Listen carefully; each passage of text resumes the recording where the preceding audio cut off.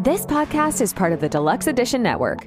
To find other great shows on the network, head over to deluxeeditionnetwork.com. That's deluxeeditionnetwork.com. Bev's Video Kingdom is intended for a mature audience. Listener discretion is advised. Bev's Video Kingdom really is brought to you by... What the fuck? What's up, dude? One of my renters broke the toilet again. That dude takes giant shits. Now I know what I'm doing tomorrow. Why don't you hire a property management company or something to take care of that stuff? Because they suck, and they take 10%. You know, our dude Hank owns and manages Heritage Realty Partners. I think he said he only charges 5%, and he visits each property at least once a month. That's right. He's always posting beers from the road. You have his number? Actually, I do. His personal number is 805-451-5734. Perfect. Now he can deal with my renter's big shits. Heritage Realty Partners. For all your property management and investment needs. Bev's Video Kingdom is brought to you by the All Valley Under 18 Karate Tournament. Hey kids, looking to burn some energy while beating the shit out of kids from other karate dojos in a highly unregulated environment? Then the All Valley Under 18 Karate Tournament is right for you. Our single elimination tournament bracket will be stacked with a bunch of testosterone-filled savages ready to roundhouse their opponent's skulls into little pieces with no regards for their own safety. But what kind of protective gear will I need? The answer is none, because we think pads and gloves are for pussies. What kind of strikes are allowed? Who knows? We may or may not disqualify you for illegal strikes. Our rules are really vague on the issue. Does my karate school qualify for entrance to this tournament? Hell yeah, make some shit up. We aren't checking the qualifications of anyone. Just sign up, pay your entrance fee, and start letting those hands and feet fly till your opponent is a bloody lifeless heap on the ground. Winner gets a giant trophy and will probably be a San Fernando Valley legend for the next year or two. So don't forget to sign up for the All Valley Under 18 Karate Tournament today. Was that Rex Kwon Do?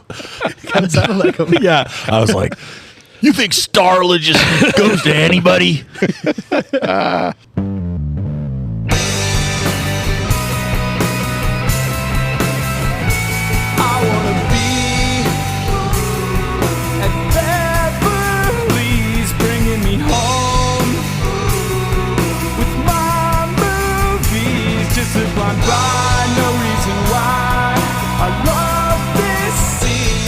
I can grab your favorite podcast. Let's start this thing. Woo! Welcome to... Whoa. Welcome. What the fuck? This is mine. Oh my God, I was afraid this I was gonna host this episode. I did Karate Kid. I said that in April, I think. Are we gonna have to battle like Karate Kids? Is that a challenge? Dude. Is that how they We do need it? to. Hey, you know what? If we need to karate to decide this, I'll karate. Let's go to the garage.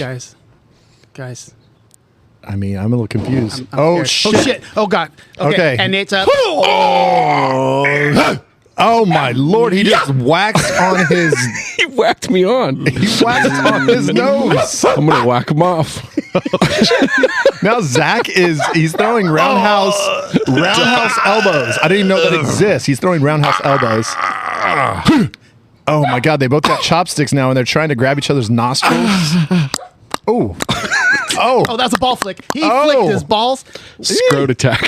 Oh my Lord. And these are zombies, Scotch. Why are we watching zombies fight? This is very strange to me. Well, I suck at my job of burying bodies, apparently. Is my voice acting over yet? Yeah, you did. Yeah. That was a great job. I mean, Nate just got knocked out, unfortunately. Zach decided to do a spinning backflip kick. It was a spinning backflip fist. I'm shit. sorry. I thought the foot hit him. I didn't realize it was the fist. I So. hit him with the foot fist. That's how bendy he is. The foot fist way. Dang. So, welcome back, guys. It's good to see you. We're alive. I tried to kill you, It's good to be seen. and but you guys keep coming, which is great. This is it's good to be back. It's good to be back. It's a very humid and wet and Tropical. kind of hot tropical night out here in Bev's outdoor studio. I loved little Schnitzel, the dog's voice acting in that skit. He came through clutch. Schnitzel, get balls. Sick balls. Balls. Oh, it comes straight over to me. Thanks. Well, We're gathered here today to talk about one of my favorite movies of all time, the 1984 classic, The Karate Kid. Not to be confused with the abomination of a film made by Jaden Smith at some point afterwards. I don't think Jaden made that. I think he just starred in it. No, I think he was like super like creatively 12, involved. If you watched it, you're like a 12-year-old thought of his plot. He definitely wrote it in kindergarten, and then they were like, this is going into production. This is Will Smith's kid. Let's make this movie. No, it was so The Karate Kid, 1984, came out a year after I was born. I remember watching this movie over and over when I was a kid, which is crazy now, because now when I watched it, I told everybody on a previous pod that I tried to watch it with my kids, and they were like, holy shit, Dad, this is the most boring movie I've ever seen in my life. Not. I swear, dude. They wanted to turn it off. They didn't want to watch it. My daughter fell asleep. Yeah, exactly. Did they make it through it at least? Or No, they didn't make it through it at all. Geez. I also, after listening to the Goodfellas pod from last week, I wonder, like, if Daniel had stayed in Jersey or wherever he was from, does he join the crime family? Like, he had I feel like he had the voice and everything. The whole time I kept thinking of Goodfellas when I was watching this. Right. Yeah, he could have fit in, man. Oh, Is LaRusso? Is it LaRusso? Yeah, I think it's Russo. Italian. I'm It's assuming. Italian, right? Yeah. I mean, he's just like the most like, hey, forget about it, like type kid when he shows up to freaking Reseda. Yeah, absolutely. Maybe Yeah, that's he why does they came say out to that a couple California. times. Yeah. Oh, he had to That's escape. that backstory is they were escaping What it- because she knew that he was getting too deep into the mob world. Oh, no, So- no. I think she divorced one of the mafiosos. Oh, even better. I like that better. Why is there no dude around? Because he's in the mob. They never mentioned the dad figure either. Not at all. Not even. They yeah, can't talk a little about that. No, they can't. They can't. This is all making sense. All right. See, good segue from Goodfellas to Karate Kid. That's how we do it on the BBK pod. Nobody knew that Goodfellas was a prequel to Karate Kid. You know who only figures that out? An award-winning 2-year-long podcast. Gentlemen, This is our 2-year anniversary of the BVK pod. I love my anniversaries. It's been an impressive run. Cheers, gentlemen. Cheers to Cheers. that. Cheers to that. 2 years. Clink, Oh my clink. lord. Ching, ching, clink. And though we haven't been on the Deluxe edition. Deluxe Edition network the entire 2 years, Scott? Yeah, we have a couple of podcasts. Nice segue. Is that where you're going with that? I'm just fucking firing on all Man, cylinders He's right now. right back It's into like it. it's like you didn't miss a single day. I love it. So great. Yeah. So this month we have 2 podcasts of the month. We have The Broken System and Quad Pro Quo. The Broken System is a podcast about discussing what happens when law enforcement and or legal system gets it wrong, and they try to help right some wrongs and make a difference. So, and then the Quad Pro Quo is a movie podcast hosted by 2 couples that are friends that live next door to each other. I got a ticket the other day for rolling through a stop sign. I was turning left, and I was looking the opposite direction, and I stopped sort of, and then turned, and then I got a ticket. $238. Fucking broken system, man. $238. Broken So system. I have a podcast for you. I want to ask talk the to them. Broken System to look into this. Just FYI. That sounds that's- incredibly unsafe, by the way. So you're like, okay, Unsafe to pull me over you're on a busy metro? You're like, so I was turning left, but I was looking right. I was. And I wasn't stopped at the stop sign There at was all. no one there. So I was unclear as to whether there were cars coming It's on the or whether I mean might streets hit of them. Burlingame, That's what he's saying, California. Nate. It's clearly a broken system. broken system. What is going on when gentlemen like this are getting tickets? So definitely check out Broken System and Quad Pro Quo and all the other amazing podcasts, including the podcast of the year, this one right here, which you're already checking out. So good job. You guys are really good at that. And check out deluxeeditionnetwork.com. So I'm here with my 3 co-hosts. Mr. Brad, thoughts on The Karate Kid? I really am curious. Did you know that it was 2 hours and 6 minutes long? That's the first thing I realized when I go to I turn on Netflix and I throw that thing on, and I'm kind of excited. My daughter's going to watch it. My son, he's a senior in high school. He's got better things to do. So I'm like, oh yeah, quick movie. Well, kids' movies back in the day, they were always. And I'm like, Cool hour and 31 or something. Yeah. 2:06 or whatever the fuck. I 2:06. was like, this is insane. There's no way this movie is 2 hours long. And then you watch it and you're like, okay. Well, I think 45 minutes of it was montages. Well, Oh, There should have been more montages. I know. There's plenty of montages. We'll get into that. But at the same time, it's just like there's a movie that really drags in the middle, and Yeah. it needed some editing or something. But no, it's a classic. I mean, as far as the nostalgia of it, I was never the biggest Karate Kid fan. I mean, of course, I watched it and I was practicing the crane kick and shit when I was a kid. Who wasn't? Oh no! You go to the beach and just wait for that wave to crest and then just give it a crane kick right in the throat. Find a telephone pole somebody ran over. So I mean, it's a movie I liked. I never loved it, and so I've watched it probably 5 times in my life, 4 times maybe. This is probably the 4th or 5th time. So it's just not a movie I'm super stoked about, but there are some things I absolutely love about it, and I can't wait to talk about some of those things in a little bit. But I maybe saw it at the theater. I mean, 84, I'm 5 years old, probably not. Probably not. Yeah, so I probably didn't until I saw it on VHS somewhere, somebody's house, probably Nate's. Probably. I would say that's very likely. Scotty Beck, what do we think of it on this watch? Well, I am old enough to have seen it in the theater, and I'm fairly certain I did. I can kind of remember going to the theater and seeing this, and it was just one of those movies as a young dumb kid. You're like, this is the most amazing thing I've ever seen.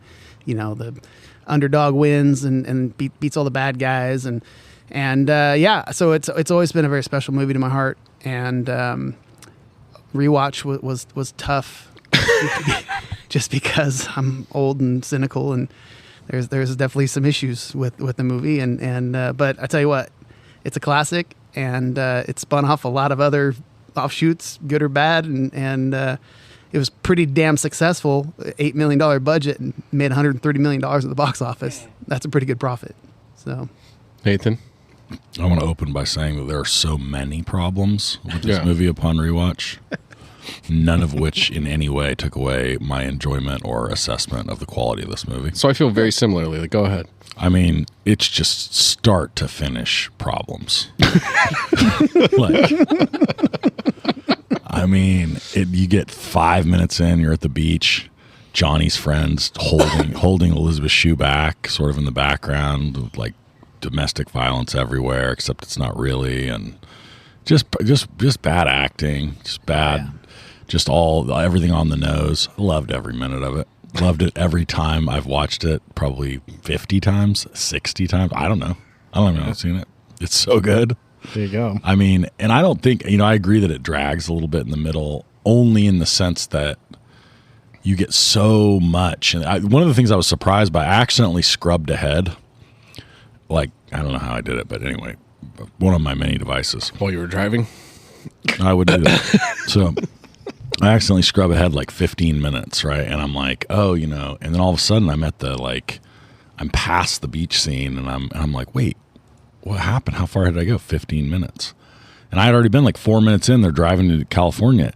So it was amazing how much happens, right? Like you meet and like get a little sense of every one of the major characters, and you already know the main conflict, and you're 15 minutes in, hour and 45 to go. Yeah, they kind of like hit it over the head like 3 or 4 times to get the point across that these guys are just bullies. They're bullies, and if you didn't know, they're going to bully him again a little bit later. Yeah. But also, Daniel-san is not exactly a pushover. He's just kind of a dick. Yeah. Yeah, and they established that he thinks he knows karate with his karate kick to the door. Sure. That's one of my favorite parts. Right. And then, but it's obvious he doesn't know what the hell he's doing, and then he gets his ass kicked for it. I love that he thinks he knows karate, and then meets up with the one guy, and talks to the one guy's girlfriend in all of L.A. County. Yeah. That's a karate champion. 2-time champion of that tournament. Talk about bad luck, right? What kind of friends, though? And I mean, maybe this speaks to the whole thing. Like, is he goes to the beach with this guy that he meets, and the guy's Freddie, like, friends. I have this comment. Freddie's horrible. They immediately He's known like Freddie bounce for on him. 45 seconds. No, even worse. Freddie is like, bro, what's up? You gonna go talk to her? Yeah. But by the way, Freddie knows that she's been dating Johnny. Freddie's fully aware. Freddie probably knows there's a decent chance Johnny shows up on his dirt bike. So he's like, you know what? I'm not even gonna give you the choice. I'm gonna kick the ball over there. Go, pussy. Yeah. So then he goes. Johnny comes. One of the few moments in the whole movie where Danielson's not a dick. He's like, hey, man, maybe just give her a radio back, And then Johnny clocks him, and he's like, all right, fuck it, I'm going to fight. Gets his ass whooped, and then Freddie's like, man, what a loser. What are you doing? Yeah, Sure know how to pick cool friends, Freddie. Yeah, it did not make sense And whatsoever. then he sees him at school the next day, and him and his buddies totally clown him, and say he's a total puss and shit. I'm like, so, Freddy's the bully of this whole film. No. You guys are silly. Freddie's trying to be a nice guy, and Freddie makes a business decision after Daniel's laying there in a heap, and he's like, I can align myself with this guy who just got his ass whooped, or I can just fucking continue to be neutral with Johnny and the fucking motorcycle gang. That's a great point. So yeah, tons of problems. See, I love the fact that like there's so much that happens in the very beginning that it kind of like gets you amped up for this movie, and then there's a big letdown for quite a while that I guess I didn't notice when I was a kid. I think they might have edited this shit on like TNT back in the day. Probably. Where they would like take out big chunks of the boring stuff. But I like all the high school dynamic stuff. Some of the like relationship part of it is kind of weird and seems kind of forced. Like there's no world in which Daniel's son is good looking enough or cool enough for Allie to pine after him or to give him the time of day. He does have the new guy factor, right? Like every high school girl's like for 2 weeks 100%. Just has total new guy goggles on. Yeah, we had a kid back in junior high who kind of looked like Dylan from. Did he look like Dylan or Jason Priestley? Did he look like Jason Priestley or Dylan? Isn't that the same maybe person? Jason Priestley. Yeah, I mean, who could anyway, he looked like one of the 90210 guys, kind of, and the girls were just going insane for this dude. It's really? Like they all wanted to be a part of this. I remember it so clearly. Was he poor? No. I mean, if he was, I don't know. Yeah, he was a nice guy. He wasn't a dick. He wasn't cocky, and the girls just were big like sideburns. Oh yeah, he had the side. No, he looked just like, and he had like sparkling eyes. Like he was kind of like sparkling. He did. He did. He had sparkling eyes. He had those charmed magic some eyes. of the boys too, huh, Brad? Oh, well, he didn't he? I mean, he didn't he wear like a cool leather jacket or something? Am I remembering the right guy? What was his probably. name? Oh boy, God, how do you not remember, Brad? You can't remember. Looking. All you remember is his sparkling eyes. I don't know. I have to go check my yearbooks then. And what I remember. It's funny. I remember that so clearly. Yeah, the new guy gets the extra. That's the one thing I never got to do. I never got to be a new guy because I went to the same like schools. I guess college kind of, but that's everybody's kind of new guy. Well, I mean, kindergarten was your kind of your heyday. Yeah, you rolled in and they're like, "Who's that?" Yeah. No, but you already went to school with all those kids from preschool. That's true. Yeah. Anytime the new batches came in from out, like, hey, what's up? Everybody else already knew me. So, anyways, yeah, there's some dragging issues throughout the movie, but I think the soundtrack kicks ass. I think the general story kicks ass. I think that like it's definitely less problematic like mentor-mentee relationship than Back to the Future, or at least seemingly, right. because Mr. Miyagi doesn't seem threatening to me for some reason, or doesn't seem like he could force his will on Daniel's son. But I mean, obviously he could, right? He's a trained killer. Oh yeah, he beat the shit out of the Cobra Kai. You know, I mean, with zero effort. Zero effort in the dark, like a fucking wraith. A lot of nut shots too. I don't know if you noticed that. Oh yeah, no, he's kicking high school kids in the nuts with no problems whatsoever. Shit, I mean, you try to grab high school kids' nuts. I guess you disguise it as a fight move, right? There you go. That's what I'm saying. Just be like, no, I was just punching him there. Sir, I was just trying to punch him in the nuts. Okay. There was nothing sexual about it. He says you squeezed his nuts and went. Pure nut violence. No, so I actually, to comment again, I think there's a lot of bad acting in this. What saves it for me in that category, though, is that the main characters are actually pretty damn They're great. Good. Yeah. Miyagi's great. Right, Danielson, great. Actually, Johnny's pretty damn good, right? Like some of the Cobra Kai buddies are pretty bad. Yeah, I think Johnny's great. Johnny's great. Yeah. Like he has some rough lines on the beach, some kind of rough acting. That's what I'm gonna make. I got 1 year to make it work, and that's what I'm gonna do. Make it work, all of it. He just throws his beer. Yeah. No, it's not. There's a couple, but I mean, in general, like he's good. And so there's all the major characters. But it's understandable because like there's really no major actors in this movie at all. Like nobody was big at the time. So I think Miyagi was. Well, yeah, he's the only one that he was on Happy Days or in a few other TV shows. And what Ralph Macchio had done, The Outsiders. He'd only done The Outsiders before this, and that was kind of a smaller role. But still, I remembered him from Outsiders for sure. Should we talk about how thin Ralph Macchio is? He's very thin. I feel like sickly thin. Like we also got to talk about the fact that he was 22 years old when he filmed it. He didn't look 22 to me. Does not look 22. He looked like a young boy. Yeah. Yeah. And that's one thing. I mean, a lot of these times in these 80s movies or early 90s movies, I'll see like the high school movie and you'll say like, oh, all of these, like if you watch like She's All That, like every student at the high school looks like they're 26. Mm-hmm. I mean, they were pretty realistically young high school kids in this movie, I thought. I thought they all looked the part, yeah. Yeah. They said Johnny was the youngest out of like the main core crew of like his buddies and Daniel-san and his girlfriend. Johnny Lawrence was 18, like the actual actor was 18 at the time. Okay. Everybody else was a little bit older. I mean, I think what's separate from Elizabeth Shue, what's really interesting to me is that this movie was so big and that nobody went on to be very big. I mean, Ralph had probably this was his biggest role, right? Well, he was great in My Cousin Vinny. He had a great role in that. But it's still pretty small role. Yeah. Other than that, he really didn't. And do he much. has the sequels. I mean, really, their biggest resurgence was in the newest show, right? Cobra Kai. Yeah. Yeah. I mean, Pat Morita, I mean, he had actually his career was more earlier than this. Earlier than this, he has one buddy cop movie that I think comes out with Jay Leno. Am I thinking right? Oh wow, that's right. They did have a movie. And that might have been after this. That might be one. Well, because Pat Morita was a comedian. He was a stand-up, and that's what he was before. And then he was in like Happy Days, right? That's I think Arnold and Happy Days, and he's the really well known there. But I mean, for such a big movie, I mean, Elizabeth Shue, I think by far has the biggest career period out of anyone, and certainly the biggest career afterwards. And even she, I mean, right? She's in Leaving Las Vegas, she's a huge role. Cocktail. She's in Cocktail, and she's in Adventures in Babysitting, which I think is after this. Yeah, that was the next thing. But I mean, is there anything else other than those three that you're like, oh, Elizabeth Shue? Lately, she's been in The Boys. That was kind of a big return for her, and she was awesome in The Boys. I mean, I think she's great in everything she's in, and I often try not to just like overtly comment on just the pure hotness of women on this pod. But my God, like Elizabeth Shue was. That was my kind of go-to. She was just of so that age. Your go-to for waxing on and waxing off. Yeah. If anytime I had to train, I was thinking about as inspiration in my training. Brad's just got the music going. You're the best around. Mom's like, see, Brad. I was bigger on her in Adventures in Babysitting. Like that's where I kind of like fell in love with her. And like the main kid character's name was Brad, so I was always like, okay, see that could be me. This is a sign. You used to do that, and you'd be like, this is obviously a sign. I'm probably going to marry Elizabeth. Yeah, we're probably going to meet each other pretty soon. And I actually think she's the worst of the core actor. Her performance is the worst of the core actors. Yeah, she's not that good. Yeah. The girl, the one that's worse than her is the girl that says, yeah, maybe she likes fungus. Oh my gosh.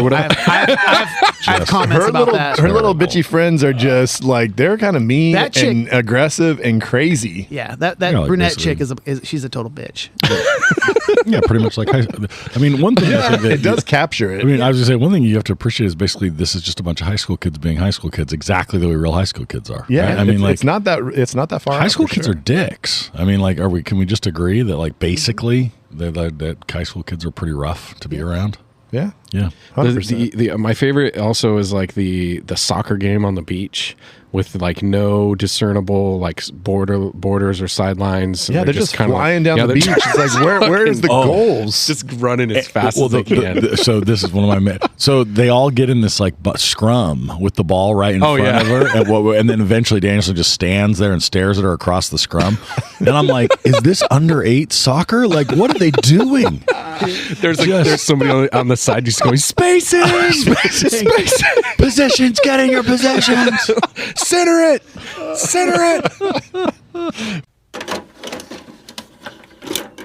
Bev's Video Kingdom is brought to you by Miyagi-Do Karate and Yard Service. Are you getting your ass kicked by bullies because you're being a little prick? Do you have a fence that needs painting? At Miyagi-Do Karate and Yard Service, we'll tackle both problems at the same time. You'll learn to block those bully punches while you whack off and wax on your car. How about some kicks flying at your nards? No problem. You've got a floor to sand, son. We'll even throw in some roundhouse wasp nest removal for free. Miyagi-Do Karate and Yard Service. Because that face isn't going to broom kick itself. Did you mean to say whack on, wax off? Oh, yeah.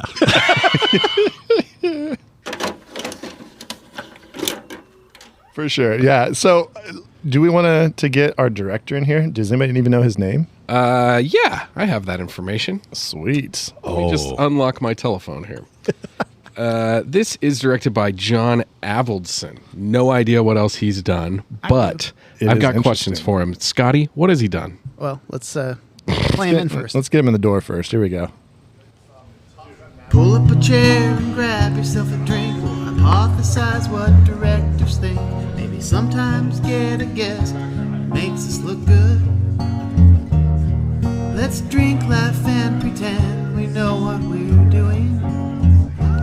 Drinking with the director, brought to you by Last Call Brewing.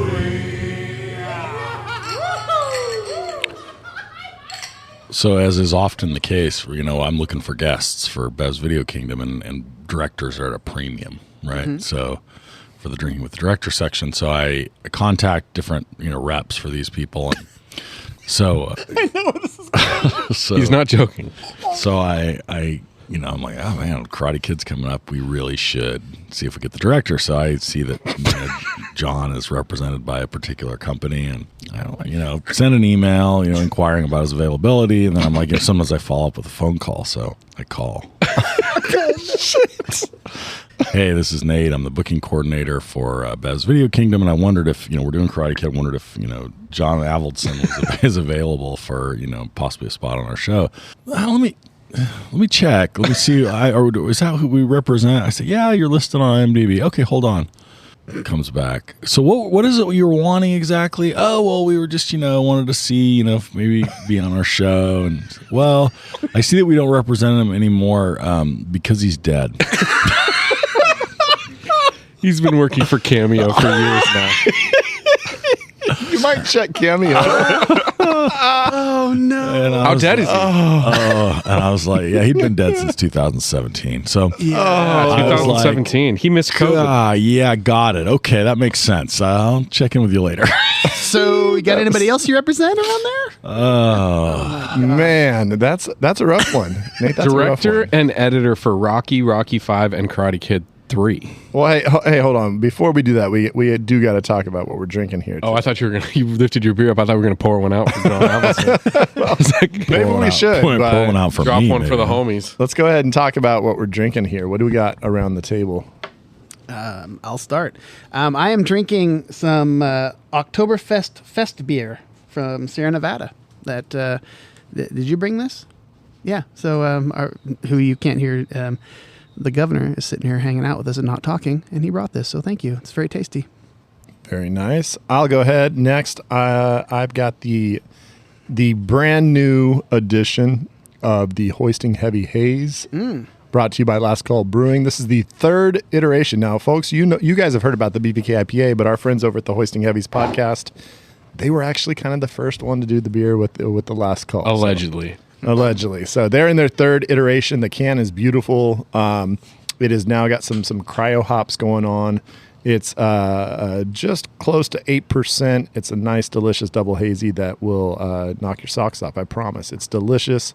Available in cans and on draft at Last Call Brewing. It'll crane kick you right in the face, like they say. Yep. Nathaniel? I'm drinking some Diet Pepsi, sans grenadine, but I do have some Jack Daniels in there. Did you put Jack Daniels in it? Look at you, bud. Going hard early, buddy. Going hard Monday night. That's 6:20. What do you got over there, Zach? I have I think they pronounce it Modelo. You're drinking the Italian version. Okay, nice. It's a Jersey beer, yeah. Daniel's son used to drink this back in Jersey when he was making runs for the Gambino crime family. Yeah, sounds about right. Modelo. All right, so back to what you were saying. What did this guy do? This is John Avildsen. I think Scotty has a list, maybe. Well, yeah. I mean, you kind of mentioned it. I'm sorry, I stepped on it as yeah. well. Well, he did. Yeah, you did. Yeah, you did. That's all right. So obviously, he did the Karate Kid 1, 2, and 3. He did a movie called Neighbors. Oh, I saw that with Zac Efron. No, wrong Neighbors. Oh shit. This is back as John Belushi and I think Dan Aykroyd, and it wasn't very good. Lean on Me, Rocky 5, And 8 Seconds was one of his latest films. With Dylan McKay. Dylan Not McKay. better than Rocky 5. But he also did a little movie called Rocky, the original Rocky, and he won the Best Director. Well, out the box, I've got to understand. I've got to wonder, how does he get Best Director for Rocky, and then Stallone? Maybe they got into a beef, and he's sent away for 2, 3, and 4. Yeah, I definitely. And then he comes back for 5, and then just shits the bed. And he really shit the bed because he got nominated for a Razzie for the worst director for Rocky 5. Wow. And actually, that's not his first nomination. He's had 3 Razzie nominations, and he has an Oscar win. And so he got there was a movie called The Formula, and Karate Kid 3. He also got nominated for a Razzie for the worst director. Oh, that's terrible because Karate Kid 3 is a masterpiece. But so what's interesting here, though, is that, I mean, Rocky and Karate Kid are top 5, maybe top 10 for sure.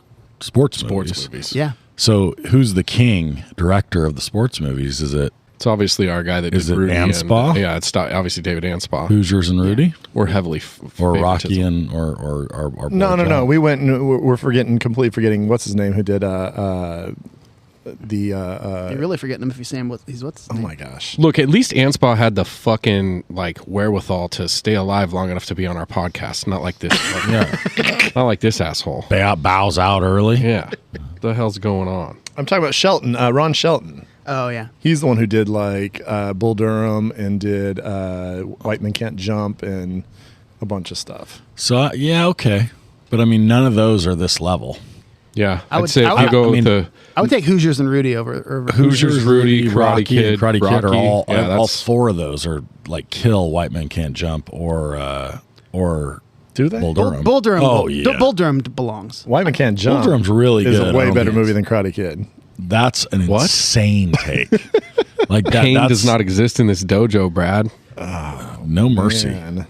That's No mercy, You guys sir. are you guys gaslighting me? Like how Karate Kid is not No, not. no, I'm not gaslighting you. I mean, it's a nostalgic movie, to but crane kick it's you in not the an face. objectively great movie, except for the underdog story of it. Okay, but that's been First done a lot all- of times. First The of all, music- who gave you the objective key? Okay, That's true. what- Why am I? why is Brad? We've already well established that there's a lot of classic Yeah. movies I have not seen. So. Brad watches most things through Brad-colored glasses. I'm not sure what that means. So I have to say, though, I was talking to Scott about this before y'all came outside. So the actors who were considered for Danielson, one of them was offered the role, or maybe many of them were offered the role. But you ready for this list of cats that could have been Danielson? Sean Penn, Robert Downey Jr., Charlie Sheen, John Cryer, Emilio Estevez, Nicolas Cage, Anthony Edwards, C. Thomas Howell, Tom Cruise, Eric Stoltz, and D.B. Sweeney. Oh, DB would have been. I'm going to take DB from that list. I'm surprised Michael J. Fox isn't on this list. I assume he was just busy doing Back to the Future. Tom Cruise just could have too put little. on just a wacky, weird performance in this. Yeah. Oh man, Could you I actually imagine? think he would have been really good. That's interesting. Tom Cruise? Yeah. Yeah, I could understand why the ladies would have been like, "Oh, who's this Oh, hell yeah. 5'4" nugget showing up in sophomore Yeah. class?" He would have looked like he jumped super high though. Oh, for sure. If he did the crane kick, Yeah. they would have had to do some CGI. Yeah. They were like crane kick to the fucking abdomen. It could have been it could have been his first on-screen running in a movie, along the beach there. With Oh, yeah. There Oh, would have been for more sure. running for sure. For yeah. sure. No, I mean, I actually think that this is one where I actually don't think it matters that it's Ralph Macchio. I mean, he's always going to be the Karate Kid, but take half of those actors and it's pretty much. But it's a pretty big gamble to give a movie where this kid has literally only done yeah. The Outsiders, and your star of this movie is Ralph Macchio. Well, and I just looked. Elizabeth Shue had literally been in nothing. Nothing. This was her first movie. It was like a commercial and some other random shit, and that's Yeah. it. Yep. Like by far her biggest role. So here is this. Wait, real quick, Zach missed one other person. Kyle Eastwood, the son of Clint Eastwood, auditioned for Daniel LaRusso. So I guess he auditioned. He was never considered, though. That's the problem. But the best, though, is when he failed to get his part because Coca-Cola was sponsoring this movie because they were owned by Columbia Studios was owned by Coca-Cola. Clint Eastwood banned all Coca-Cola products from his films Wow. because his son didn't get Daniel Which was LaRusso. funny because I read that same article and it said he banned Coke from the set. And I was like, oh, well, that probably didn't go over well in the early 80s. Guys, I'm banning Coke. And they're like, what the fuck is wrong with you? How are we supposed to wake up to do the movie? No, Coca-Cola. Oh, well, fuck. Who cares? So $8 million estimated budget on this movie. Yeah. $8 million. Because they didn't have to pay anybody to be in it. Yeah. I mean, you're right? And are there any special effects? No. No. Not really. I mean, Yeah, just pretty much music rights and the location. Obviously, they shot it all around, Reseda. and I'll bet the in music rights valley. might have been the most expensive part of the whole thing. Probably. Right? There's some pretty good 80s songs in there. Absolutely. And the road trip, I mean, they actually did a lot of that road trip footage, it looked like, from actual places. So Right. Which Yeah, but the car only cost them $800. So that's true. it was kind of weird though, because like, does that car really make it from I had this Jersey thought, too. to California? And then like they cut out the whole like eastern part of the U.S. That's like they take off. Next thing you know, there's cactus everywhere. Yeah, So they're it's in like Texas. Arizona. Yeah. I had the exact thought. I was like, dude, nobody's going to try to take that car across the country. Then I was like, that's my privilege talking. that is your privilege talking. They came in covered wagons, Nate. I have a question for you guys, and I don't know if it's like an editing mistake or what the situation was. Why does she punt Daniel's soccer ball at the beach? Was it because she saw Johnny showing up and then she's just like, No, Oh, that's no, a flirt move, bro. This is I'm a high school girl and I don't know how to flirt, so I'm gonna kick your soccer. Thank you, Nate. She had a look on her face. yeah, she had like a pissed off look. She punts it and then is like pissed off walking away. Like, and yeah, so I was like, did I miss a line? Did sure? you do something like mean? Yeah, she just kind No. of looks mean when she does it. I don't No, think so. I think she was trying to think- be like, oh, go get it. I think it was a flirt move. I think it was flirty. So I was talking about And it this worked. with my girlfriend. We watched this together, and she thinks she was actually trying to save him. Like she You think so? kick the ball out of here, get him out of the picture, and maybe he'll. She's see. like, I'm going to kick this ball so far he won't even make it back. Yeah. She hasn't. I think that's actually probably right because she I think she's angry. She hears the motorcycles coming. She's like, "Oh fuck, he's coming!" And I Yeah. better just get this guy away from me. Right. It's been so I think that's long. right. I'm going to sort this shit out. It's I'm been so watching long right since now. your girlfriend had a high school like relationship. If it had been sooner, she would remember that high school girls relish in that shit. When they see the ex-boyfriend coming, they're talking to the new love interest.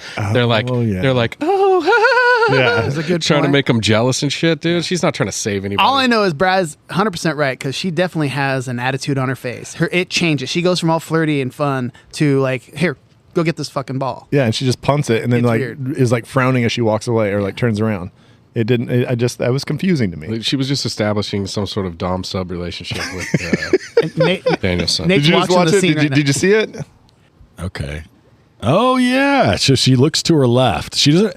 I don't think she has a look on her face like when she kicks the ball, like she's being bitchy. But you can see her look to her left, and she kind of puts her hand over her mouth, and she's clearly bothered. I think That's what I would say. she's intending to flirt by kicking the soccer ball, and then she sees Johnny, and she's like, "Oh shit! Now it's about to go down. That's my ex-man." She's doing all the flirting she needs to in that cable knit sweater, though. I mean, that's what I always wear to the beach. It's amazing what a cable knit sweater used to be able to communicate. All right, what else we got for this dude? So there's a lot of ridiculous theories that have come across on the internet, like Daniel's really the bad guy. So I wanted to talk about that one. Yeah. So I want to just go on record right now and throw my 2 cents into the fold on this, and that is that Daniel's not the bad guy. He's just a stupid fucking high school kid that's pissed off that his mom moved him across the country, and he's fucking bitter about it. He's actually got a better attitude than a couple of my kids, and people are like, "What a fucking dick this kid is," and I'm like, "Wait a minute." You know what I'm saying? Like he's just pissed off. He's fucking getting pubes and freaking trying to figure out karate and all this shit, dude. And we don't know the dad situation. He's definitely got a little bit of anger issues. There's obviously something going on with whatever happened with Obviously. his dad. So yeah, he's just testosterone, and he just is kind of trying to deal with like, man, everybody I meet here, it just seems like they're trying to like punch me and kick my ass. So He just wants to go Exactly. home. He just wants to go home. he does just want to He's go. got a stupid bike. He just wants to go home. Stupid bike, ma. It keeps making me wreck on my face. Just want to go home, ma. Dude, that's so funny. He's kind of a prick. He's a prick, but he's got a shitty attitude, just like most high school Yeah. kids. Like Johnny has a shitty attitude, like most high school kids. Like they're freaking little punks. He definitely fucking deserves the beating he got from the Halloween dance because he at the Halloween dance, he 100% deserved He did it. not need to stir the pot. And here's another thing he could have done is he could have put the hose up there, turned the faucet on, ran outside real quick, and just closed the curtain because I don't think they knew who he was. He could just hid right there. They wouldn't have known who did it. Yeah. He could have done a lot of things differently in that situation. Yeah, he decides to do it, wait till the guy reacts, and then just like be all right, here we go, I'm out. He's like, I wonder if the water's gonna get him. Like that was so dumb.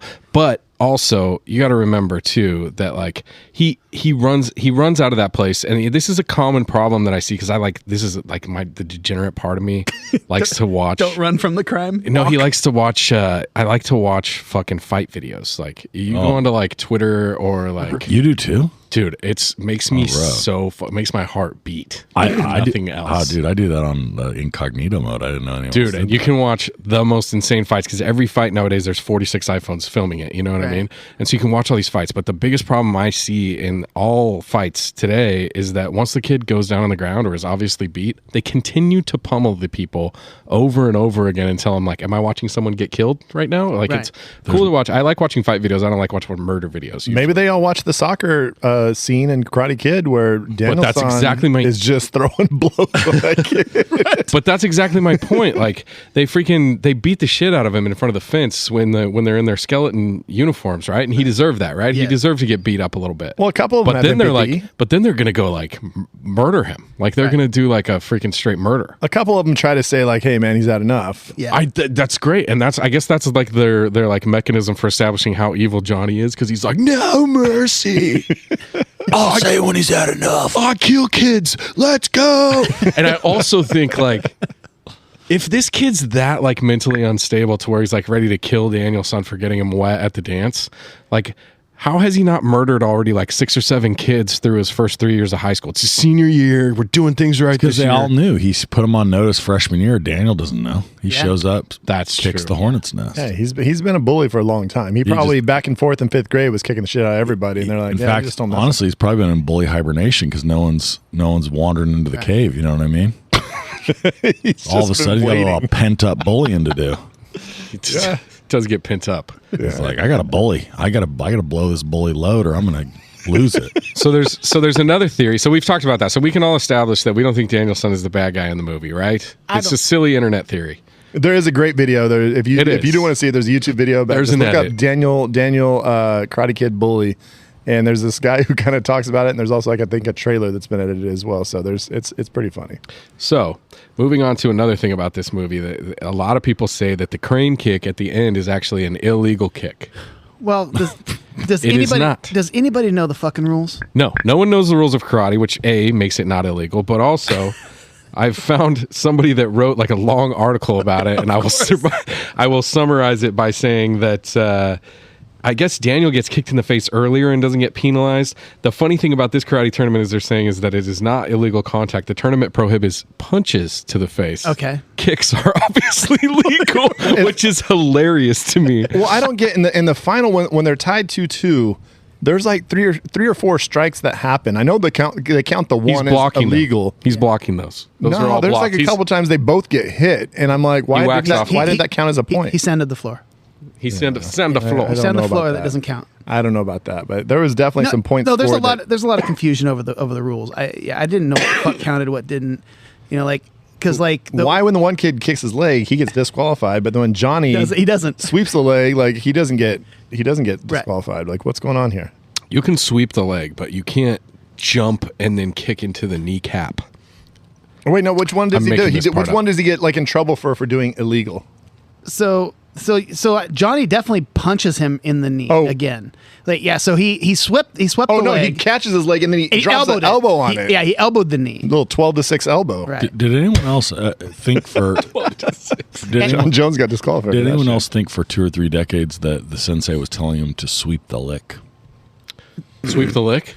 Yeah, I thought he was saying sweep the lick, and I never understood what that meant. What was some of your lyrics? Can we replay one of the what you thought the song lyric was? Yes, it's like too late to jump and jive. Because it's too late to jump and jive. Yeah. All right. Sweep the lick, Johnny. So that's sweep the lick. Okay. So he doesn't actually say sweep the leg, Johnny, ever, right? He tells him to sweep the leg. But no one ever, it never. No. Sweep the leg, Johnny is like the quote that's always it's always it's just quoted from sweep this the movie. Or but it's he never put them actually in a says- body bag is what other people say. That's my favorite one. And it's actually get a body bag. That's all he says. Get him a body bag. Yeah, he doesn't say put him in a body bag would actually be funny. That guy's great. The guy that says the body bag line, the glee and joy on his and he face. just- He's, after he's he just just- laughing. Oh, he's so happy. Yeah, talk about murderous He looks like rage. He looks like a young Luke Skywalker to me. Is what he Okay, looks a like. little bit. I have a question, and this is maybe an '80s thing. Were kids, teenagers, just walking around wearing shirts that say "Making Bacon" with two pigs fucking on them like that? The kid that he karate kicks through the door, the gate, whatever his name is, Freddie, is wearing a shirt that says "Making Bacon," and it's just a pig fucking another pig. It is not. Cartoon pig fucking another pig. I'm going to go to the tape. You know what I heard? You know what I heard the other? So I was listening to a radio program, and they were doing a show, and they brought up Big Johnson T-shirts. Oh, we just talked about Big this. Johnson. Johnson's, dude. And fucking we used to wear that shit all the time. That's true. I mean, that was just full on as sexual innuendo as you get. Yeah. My parents wouldn't let me buy Big Johnson T-shirts. Are you seeing the Making Bacon shirt? I'm trying. I'm trying. Hold on. This is a good pod. Oh, Nate. But yeah, I think the Making Bacon T-shirt was definitely a thing, for sure. Yeah. We got away with a lot more back then as far as the T-shirts, I noticed. I was like, that's a hilarious shirt. And Can you wear like a team jersey to your high school? team jersey. Yeah, not allowed, right? Oh, for like the students? Yeah. No, yeah, they cannot. They can't wear like They're not supposed to wear jerseys unless it's like Edison. right. So yeah, so Oh wow, that's a pig fucking a pig. I'm glad we've it's fucking really- confirmed. I mean, it's really going to town on those that pigs are pig. fucking. Any other details you want me to fill you in on this movie that you watched 50 You times? caught a lot of stuff. I didn't. I was too focused on Danielson. Having a fucking pulled pork dinner. So here's a question: how did he come up with the chopsticks and the fly and the chopsticks thing? Is that just meditation for him or what? No, I just like. I mean, is that a thing? Like maybe that is a thing with. Have any of you ever done that? Oh, quadrillion times. You Well, guys I've have never tried tried to catch a fly with a chopstick? That's what I'm asking. Oh yeah. Oh, we sat around trying to do this for fucking Yeah. hours and hours. After I know the movie people came that out. have done it. Yeah. Yeah, That have caught one? yeah. Well, Kind of Jedi mind trick is that shit? I don't remember their names or anything. But Yeah. I mean, I know that. Yeah. I know that I saw it once. Is that like your girlfriend that goes to another school? Yeah, Yeah. She goes to that That's the best trope. invisible girlfriend that I fingered at camp one time. Yeah. there was a time, and this story is 100% true. I was sitting at my desk doing homework, and this fucking fly was just buzzing me like crazy. It was a big fucker. I kept swatting at it, and I'm just sitting there. And finally, all of a sudden, I just got fucking pissed and just went right behind me and fucking caught it with my 2 fingers right behind my head. Caught it with your 2 fingers? 2 fingers. That's sick. And there was no witnesses, but I've told that story a million times. It happened. So Did you kill it? Did you eat it? I thought about it. There were a lot of big. flies in my chemistry class in high school. Used to catch them Because there were frog carcasses. Oh yeah, fair point. And I used to catch them in my bare hand, and then I would throw them on page 248 of the textbook. And squish that shit. I probably had 100 flies squished in 248. Was there a reason behind 248? Just where I started. That was Where his you fly started? squishing Yeah, page. that's my and I don't remember anything about chemistry, but that page full of flies. I think young people today don't understand. Like textbooks were when you first got your textbook, your first thing you would do is start going through the pages to see what people have drawn, what people have written, and Who you else would just had it? find who else had it, and usually you would find some terrible shit a lot of times, and it was like a best part of having a textbook. Well, it was all you wrote. I mean, like they told you to write your name, and like they at the front of the book there was like a little table where like with lines, and each person could write their name and the year, so that like you knew Who checked it out, who yeah. checked it out this year, and you're pretty stoked if like a hot chick had it before you. Oh, that's right. You were like, oh. Or you'd be like, oh, that dude's a legend. Like, Yeah. that's a legend Yeah, of the school, man. Marcy had this one. Yeah, you're always looking for the right names. Like my brother had this. I'm not fucking reading anything he underlined. Fucking idiot. Dude, I remember a kid that we all know that used to catch the flies in his bare hand and then shake them up till they were all discombobulated, and then he'd walk up to you while you're just sitting there and fucking and throw it, and it'd hit you right in the face, and the fly coming back to life and shit and fly off. It was, he was a dickhead. Did you ever jump up and just start karate kicking them once they did that? Like, No, I'll tell you who it was. And you'll know why I did. I have a guess. oh, man. All right. We're going to let this guy get out of here. I mean, I guess. Old John Appleton. He doesn't have anything going on. Probably got some cameos to make. He's got some cameos to make, and that's about it. Oh, man. Thanks, John. Appreciate you. Rest in peace.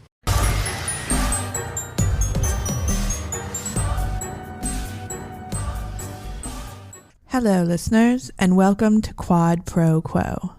Right now, you are probably thinking to yourself, oh great, another movie podcast. Well, dear listener, you would be right. But throw in a couple of marriages, decades-long friendships, and a shared property line, and you have just another movie podcast with a shitload of drama. Inspired by the iconic quid pro quo scene in Silence of the Lambs, each week one of us will pick a movie. It could be a childhood favorite, a classic film noir, an Academy Award winner, or a complete dumpster fire that brings joy to that person's heart. The selector's objective? To get us to love, or at the very least, not hate their pick. Will our marriages, our friendships, and our neighborhood survive? Find out each Thursday on Quad Pro Quo.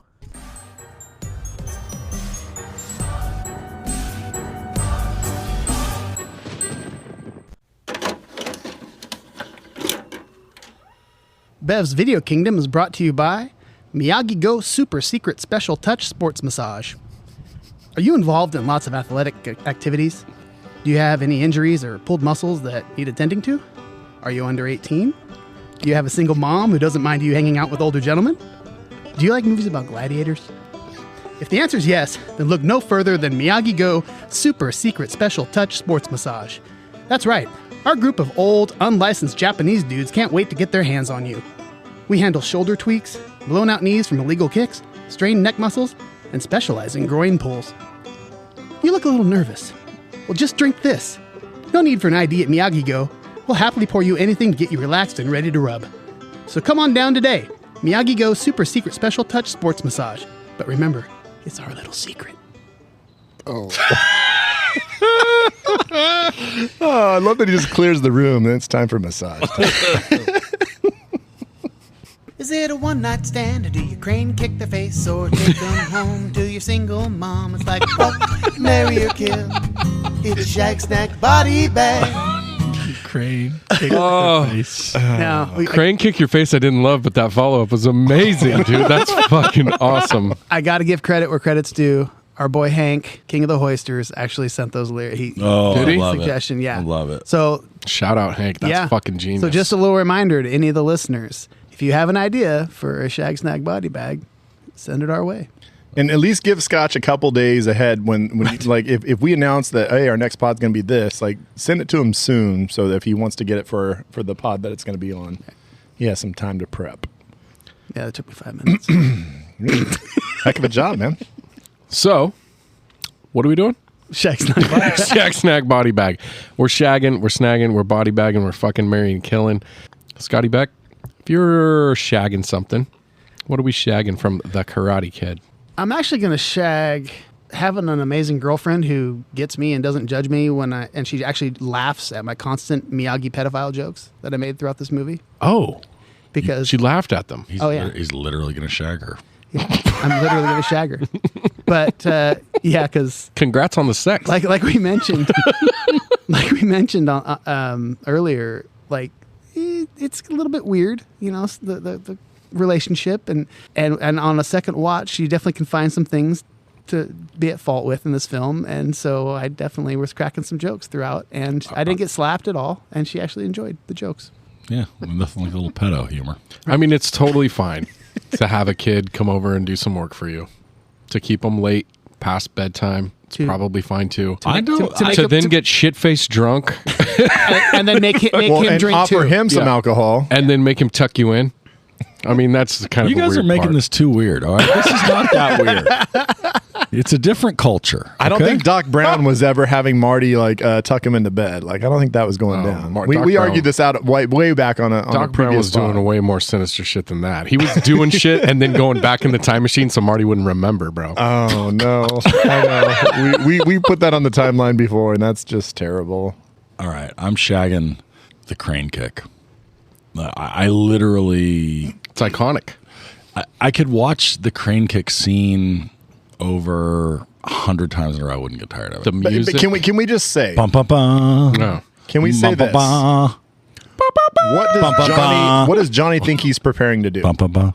What does Johnny think he's preparing to do? Johnny looks like he runs his face into his foot. That's what I'm saying. What? Johnny's a great martial artist. What is his expectation I when fully when agree. Daniel-san gets up like this and he knows one of his legs is hurt? What does he I think? fully agree that this is a problem, and one of the problems that I don't care at all about. I also got to ask, when you do the love crane this. kick, you obviously are you standing on your bad leg?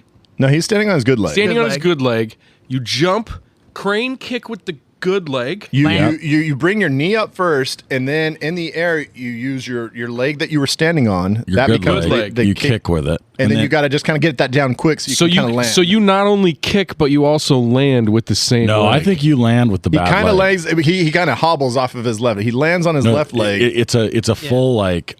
I'm gonna blow my leg out when I land. It's That's like, what it I'm- is. Yeah. I'm gonna It's like- kick. I got to kick. and ACL then- be damned. Yep. Yeah. Blow Okay. it out. All right. Well, it's worth the under 18 All Valley tournament. There's so Johnny lost to a one-legged kid, basically. Right. The two-time champ. One-legged kid that learned it from mob boss guys in. Although, New Jersey. if Why? anybody's a UFC fan out there, Lyoto Machida once kicked Randy Couture's teeth off with it's a straight front kick.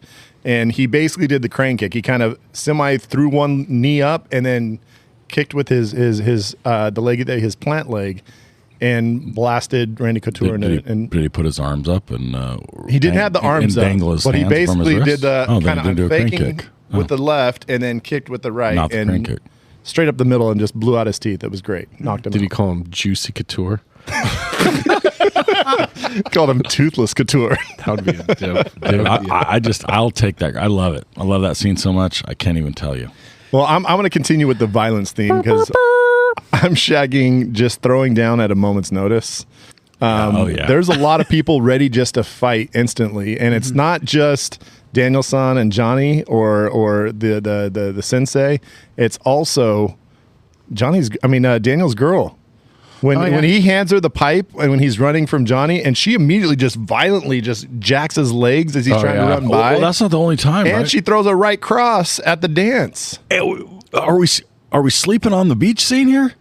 Because like the violence that begins that she is pushing him and hitting him and kicking him, like Yeah.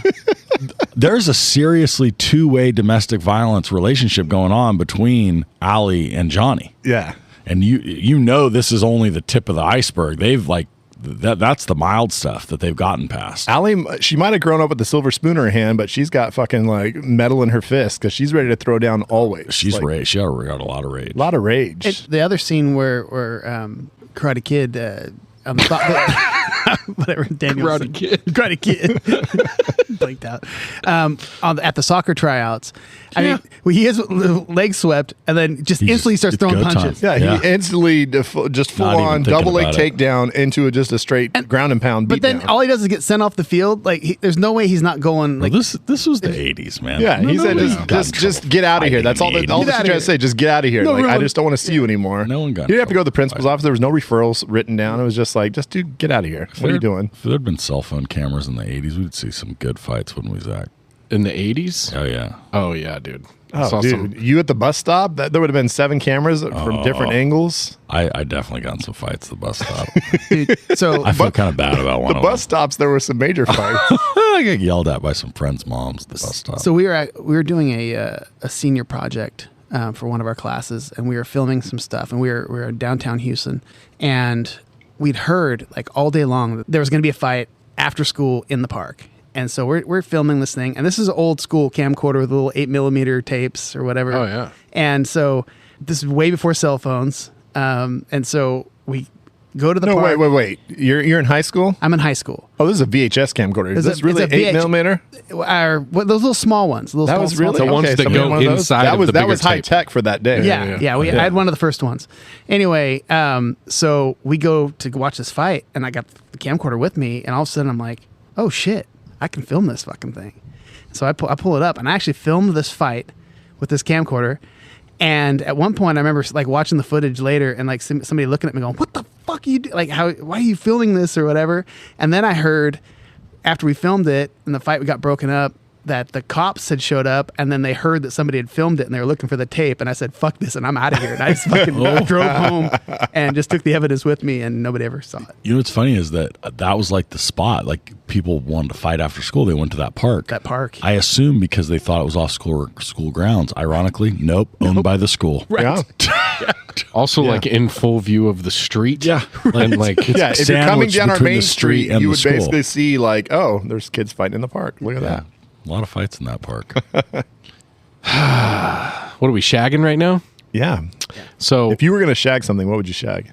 if I was gonna no, for sure what I'm gonna shag from this movie is one of my favorite things, and somebody sort of already mentioned it earlier, and one of my favorite things that is a real thing is the kid that doesn't know karate that pretends like he knows karate, or the kid that like Yeah. Oh, man. that like took karate one time and then all of a sudden now tells you numerous times throughout your life how good they are at karate and how they would whoop everybody's ass if they did get into a situation where they needed to use their karate, and they maybe do some like cool shadow boxing on the playground and maybe do some sweeps and some shit. I vividly remember this kid that was like karate, and there was this kid that we all know that was like the studliest of stud, state champion, freaking everything, all world football player, all this stuff. And freaking they got into it, and this dude was like, "Oh, let me go handle this." And we were like, "What?" And he just got his ass fucking kicked by the football fucking wrestling star, and then just couldn't believe that his karate didn't work against this guy that's like fucking 3% muscle and fucking 3 times his size.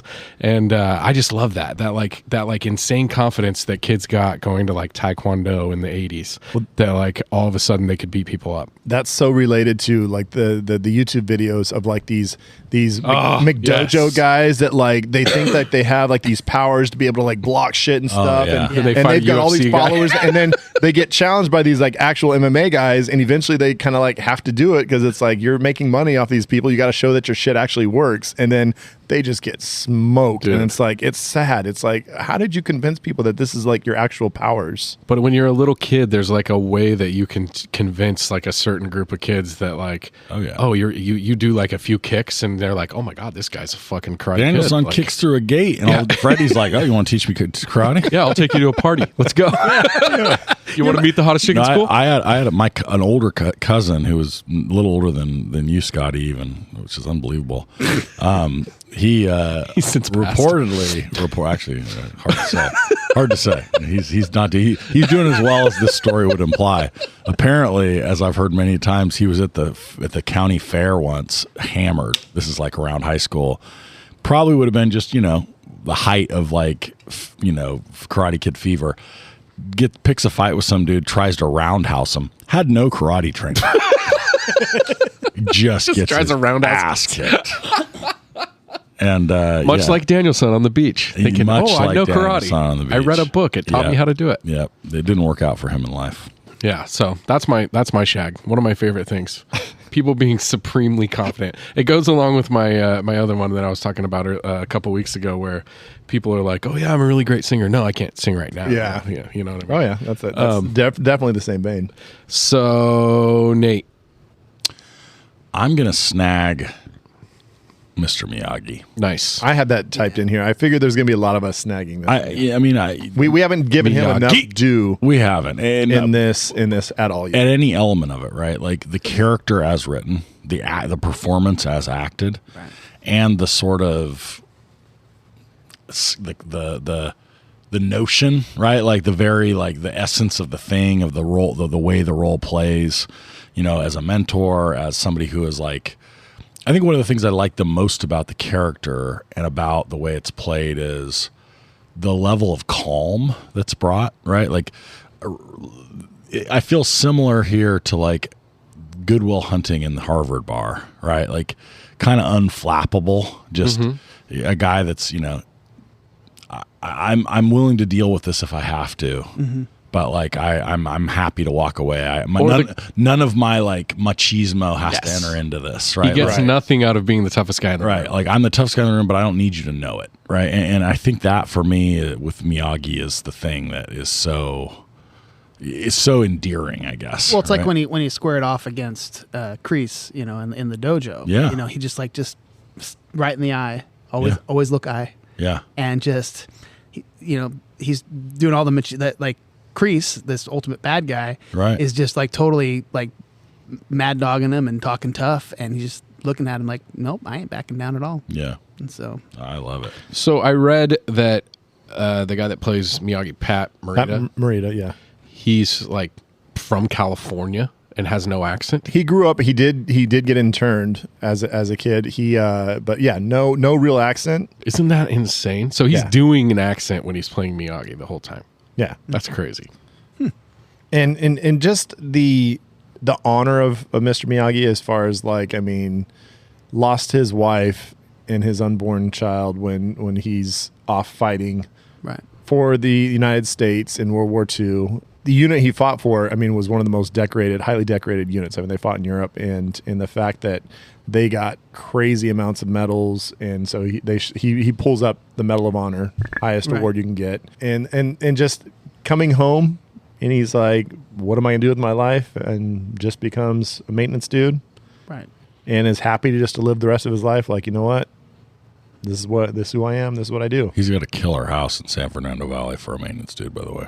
Yeah, maybe because he keeps having dope pad. Maybe because he keeps getting these kids to come over and pretend to train him, and they do all his yard work. No contractors whatsoever, dude. Just free labor. Well, he's got 4 nice cars. I mean, they're old cars, but I mean, he's got four classic cars sitting there. He's like, change the oil, change the oil, change the oil, replace light bulb.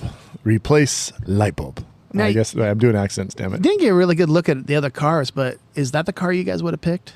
You would have gone with the yellow one? The yellow one? All day, baby. Yeah. One of the ends, like those little like mini ones that I'd never liked. They look like little toy cars. Definitely wouldn't have gone with that one, but there was one right next to the yellow one. I might have taken the truck. That looked pretty badass. So they were all pretty badass. Yeah. And especially Danielson's an amazing detail guy. Like, I mean, he's got a job at Prime Shine Express any day because he really got some shine going on. Does Daniel talk shit to his mom like, I got a better car than you, Mom? Guaranteed. Because, I mean, she's still trying to push her car. She's got to go to work in the morning, and she's like, Daniel, can I take your car? He's like, fuck no, Ma. I got to impress Allie. Stay away from my car, Ma.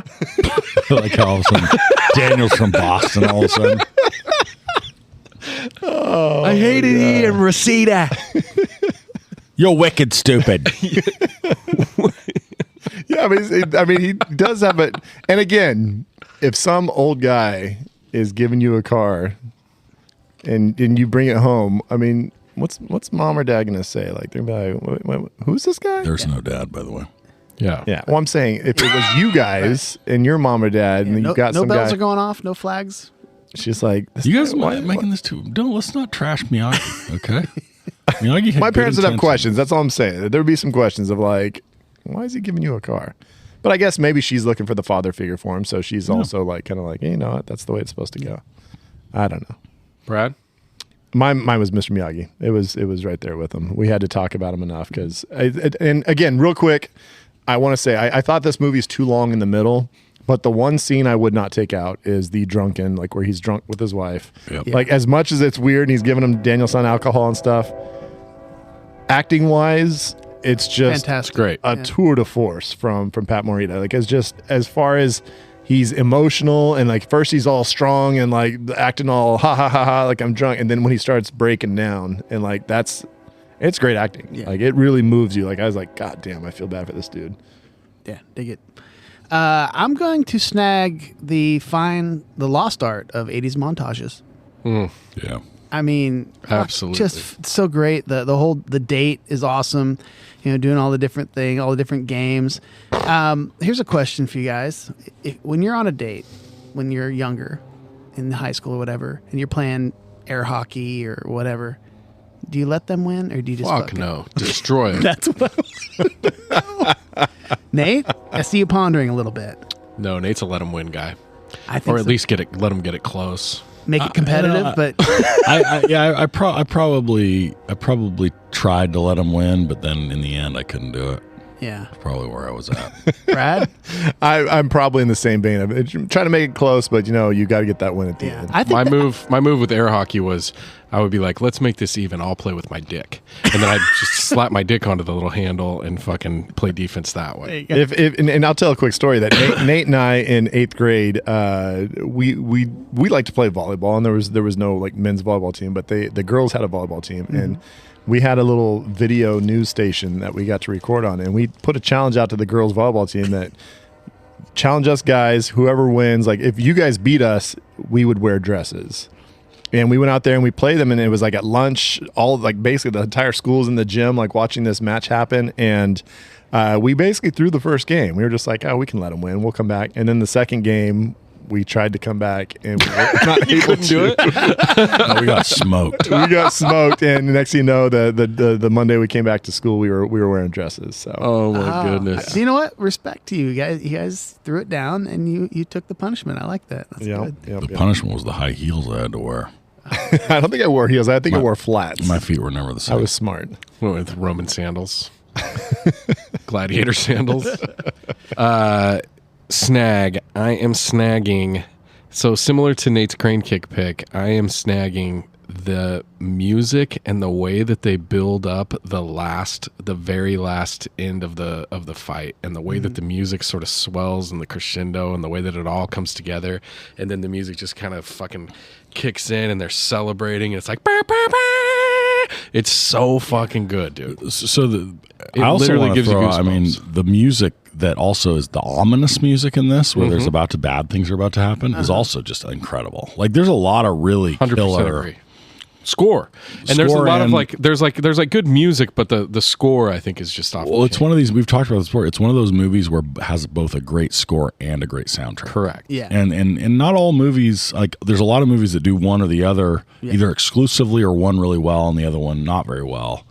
This one just kills on both dimensions. Well, Bill Conti, I mean, again, this is the same guy that directed Rocky. Bill Conti was the Rocky score. So, Oh my gosh.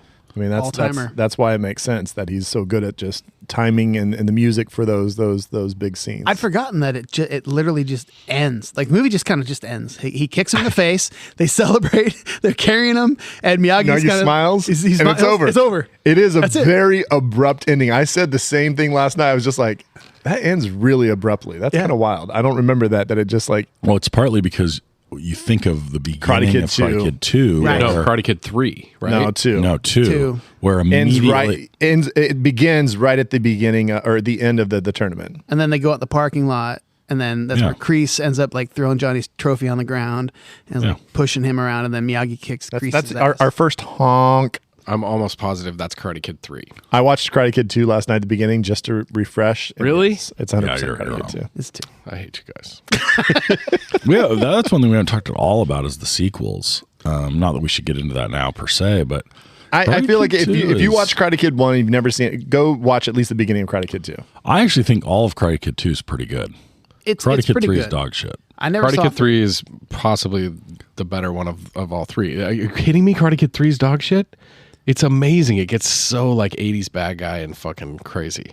It's so good. I never saw that one. I saw two. Karate Kid 2, all I dude. ever think about Karate Kid 2 is the little spinny things, the Yeah. the little drum thingies. But it brings back the the most obvious move of all time seeming like a surprise. Like he's like, all you gotta do is spin your arms and then chop, and like nobody's gonna see it coming. What? Well, because one kid like sees the crane kick and like actually takes him down like after it, and so Right. it's like you can't use that crane kick anymore. You gotta Right, you got to do something else. Go that's back to the not basics. Surprising, But Scott, you haven't seen Karate Kid 3? I never saw it. When he goes against Barnes, Ricky Barnes or Matt Barnes or whatever the fuck and his name is. I wanted to watch it because I started watching Karate Bad Boy. I started watching Cobra Kai, the TV show. Oh, yeah. And once I started getting into bringing back those characters, like who the fuck are these guys? And I'm like, well, I guess I should go watch this movie. But am I gonna like it now? You should watch it. Okay. It's really good. Okay. It gets brutal. It's like a mind fuck. Too. My wife remembers number 2 as being her favorite, so That's crazy. yeah. Oniko. It's time to get the body bags out. Get him a body bag. You had to say it. You had to do that. I mean, if there's a time where we got to finally use that line correctly. So, Scotty, if you're body bagging, what are you bagging? And what kind of body are you putting in it? Whoever wrote the smack talk for this movie, like you mentioned it earlier, the looks like she's into fungus. Yeah. That line is awful. And then the other one is by the same guy who yells the body bag line is, must be take a worm for a walk week. Take a worm for a walk week. Which they're all in there. He just yells it out, must be take a worm for a walk week. And he's just all intense. And it's like, that's the best you got? So whoever wrote that shit, come on, you can do better. They were meatheads. No. Nate? You know, I'm body bagging Freddy. Oh, really? Yeah. That's a good one. Fuck That's Freddy. deserving. Freddy, I think both if the character were really a character, real person, I would body bag Freddy. Like, he's just a dipshit. But also, I think, like, I don't know that I need Freddy. Like, I think if I could, it establishes a couple of important things quickly, so I'm okay with that. But I wish they'd kind of done it in some different way. Like, they could have had a couple of different characters let that happen. You know, he or maybe Freddy just fades away after the invite. I don't know. The Freddy thing was distracting on this watch, especially his T-shirt, His pig fucking T-shirt. Just couldn't handle it. Bradley, what are we body bagging? I hate to do it. I really do. But I have to body bag Joe Esposito. You're the best is not the best song I've ever heard in my life. Oh, it's the best song. You're the best around. You're the best. The best. It is really Waiting for that reference. a terrible, terrible song. Oh, yeah. And the fact that, I mean, it's nostalgic and I do love it. I love the fact that it's in the movie and I love the fact that it's like something that people remember. But it is really a bad 80s song. Like, it's if you go to the dictionary, like bad 80s song, it has to be You're the Best, because it's just got everything wrong with 80s songs. Terrible lines, cheesy synth, and like just everything about it is just really, really bad. So yeah, Except the part where it sounds like you want to just like go up and run fight through a brick. someone Do you want to or- run through a brick Yeah. wall after listening to You're the Best? You're the best. So I did look into it though, and I gotta Great give hook. Joe Esposito a little bit more. So he had songs on a lot of movies, and this was actually written originally for Rocky 3, but they ended up using Eye of the Tiger, and that's why there's That's a line in it correct where choice. he says history repeats itself. Like, that's actually mentioning the Rocky movies rather Okay. than talking about anything Karate Kid. No shit. Yeah. And it ruins the whole thing for me now. And Joe Esposito, I give him props. His son, Mike Esposito, he had 4 kids. One of his kids actually pitched for 3 games with the Colorado Rockies. So 3 games. All right. Good job, bud. I got a real easy body bag, and it was the casting of this movie, because I think that they really fucked this up. I think that we make film history, and we have 2 of the biggest films of all time already, and we make even bigger noise if we cast Ralph Macchio in Rocky and Sylvester Stallone in The Karate Kid. I think can you guys picture Ralph Macchio just doing like super lightweight, super flyweight, fucking just like boxing and learning how to box? He'd like break his wrist on a piece of meat, like on his first punch. And then fucking Rocky does the crane kick. I'm saying Sly Stallone's supposed to be like dialogue- 17. And Stallone He's kick, like, and he kicks Billy Zabka's head off. Hey, Ali. Their dialogue's not that different, though. I tell you, like, No, I'm every telling you. time Danielson talks, I'm like, he sounds just like he's imitating a Philly. He's doing the Jersey version of Philly's Rocky. But for real, the only body bag that I can really come up with in this movie is that just some of it drags, and I have trouble deciding, because I have like this nostalgia for all of the scenes, but some of it needs to go, and I can't decide what. But like, there's big chunks that have to go out of this movie. I think it's probably a lot of like the training montage stuff, a lot of the training, like, him kind of walking around stuff. I agree. We keep the drunk Miyagi scene. We keep the date scene. We keep all like the fight stuff in the beginning, but like we can lose a lot of the other shit in the middle. Like even the soccer fight scene and all that stuff. I think we can lose a lot of that. But anyways, Before we get out of the segment real quick, one thing we haven't really talked about and I wanted to bring up was the whole reason that they moved from Jersey to California was his mom was going to get a job in computers or something. Yeah. Why is she a hostess at a restaurant? Because she said she was making way more money working at the restaurant. Well, she's gonna be when a spot opens up for her to train Right. as a manager. right. But And they got better benefits. so she didn't have a computer job lined up like when they She moved interviewed out with there? Bill Gates, and Or Bill what? Gates was like, "Fuck you! You don't know what you're talking about." It was just kind of strange because I was like, she's talking about computers, but then she has nothing to do with computers. She's a hostess at this restaurant, and how did that happen? And I don't know. It was all kind of just weird. This was 83. She was working for, what is it, Commodore 64 or whatever the fuck. Commodore and She television. had a job at Atari. She made Frogger. Yeah. Oh man! Everybody got the body bag? Do we all put our body bags? We are all zipped bagging. them up. We're bragging about our bag, and All right. I guess it's time to move on. Is that what it is? Let's ride the stream. you're the best around. Crackle, Pluto, HBO, find anime on Crunchyroll, Peacock, Hulu, Disney, Netflix, Tubi, Sling TV, Shudder, Fubo. What the fuck is food Well, I'm sure it'll cause a sensation. It's a streaming recommendation. Streaming recommendations. Hello, everyone. Welcome back to Bev's Video Kingdom. You just heard from our sponsors. We've got young Charles here. Charlie, how are you? Good. Let me ask you this, Charlie. What's your favorite, like, you watch a lot of YouTube Kids, right? Yes. Okay. And what is your favorite, like, channel, or what's your favorite, what's your favorite show to watch? I think I know the answer. Ninja Kids. Ninja Kids. And so is it safe to say that you would like to be a ninja? Oh, you want to be a ninja? Do you want to be a ninja? Oh my gosh! Do you want to fight? Do you want to fight off bad guys that are mean to people? You want to fight off bullies and bad guys? No. No. What do you want to do as a ninja? What do the ninja kids do?